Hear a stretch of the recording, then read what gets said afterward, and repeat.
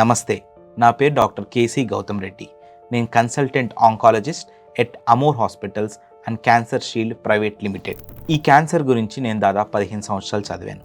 ఈ 15 సంవత్సరాలు క్యాన్సర్ని ట్రీట్మెంట్ చేయటమే కాదు, క్యాన్సర్ పేషెంట్కి సంబంధించిన నిర్ణయాలు ఎలా తీసుకోవాలన్నది కూడా నాకు ట్రైనింగ్ ఉంటుంది. క్యాన్సర్ పేషెంట్స్ అందరికీ సపోర్ట్ చేయడానికి క్యాన్సర్ షీల్డ్ అనే ఒక చిన్న ఆర్గనైజేషన్ స్టార్ట్ చేశాను.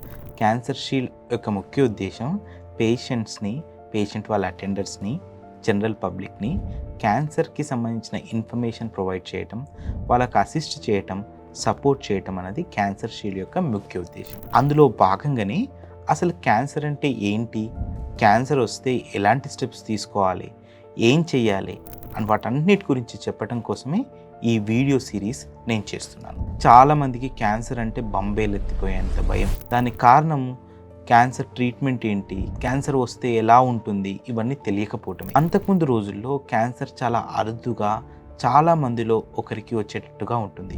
మారిన పరిస్థితులు, గాలి కాలుష్యం, నీళ్ళ కాలుష్యం, దాని తర్వాత తిండి కాలుష్యం, మనిషి యొక్క జీవన ఆయుర్దాయం పెరగటము, డయాగ్నోస్టిక్ టెస్టులు పెరగటము, వీటన్నిటి కారణంగా క్యాన్సర్ని మనం ఈ మధ్యకాలంలో చాలా ఎక్కువగా గమనిస్తున్నాం.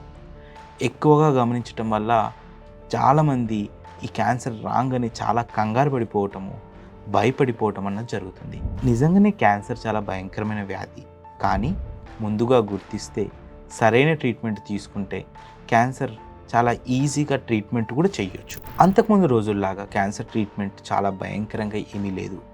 మారిన పరిస్థితులు, కొత్త ట్రీట్మెంట్ విధానాలు రావటం వల్ల క్యాన్సర్ని మనం ఈజీగా క్యూర్ చేసే అవకాశం ఈ రోజుల్లో ఉంటుంది. 15 సంవత్సరాల నా జీవనాన్ని క్యాన్సర్ గురించి చదువు కోసమై వెచ్చించాను. ఈ 15 సంవత్సరాల్లో నేను తెలుసుకుంది అంతా ఒక చిన్న వీడియో సిరీస్ ద్వారా మీకు తెలియచేయటం యొక్క ఉద్దేశమే ఈ journey of a cancer patient యొక్క ప్రయాణం. ఈ పర్టికులర్ వీడియో సిరీస్లో క్యాన్సర్ పేషెంట్కి అసలు ఎలాంటి లక్షణాలు ఉంటాయి, లక్షణాలు వచ్చిన తర్వాత డాక్టర్ దగ్గరికి వెళ్ళినాక ఏమేం చేస్తారు, ఎలా ట్రీట్మెంట్ చేస్తారు, వీటన్నిటి గురించి కూడా మనం మాట్లాడుకుందాం.